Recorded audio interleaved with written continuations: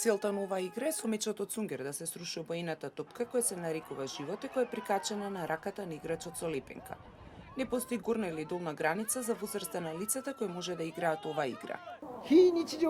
Денес никој не учествува во борби со мечови и игрите се многу ретки.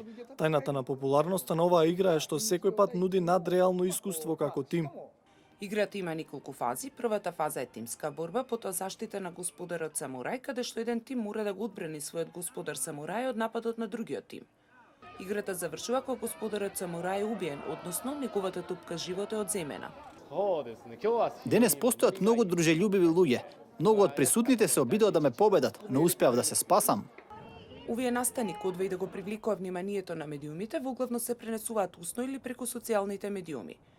Откако пред 5 години за прв пат се организира овие борби, учествувале над 10.000 луѓе во 80 различни настани организирани из целата земја.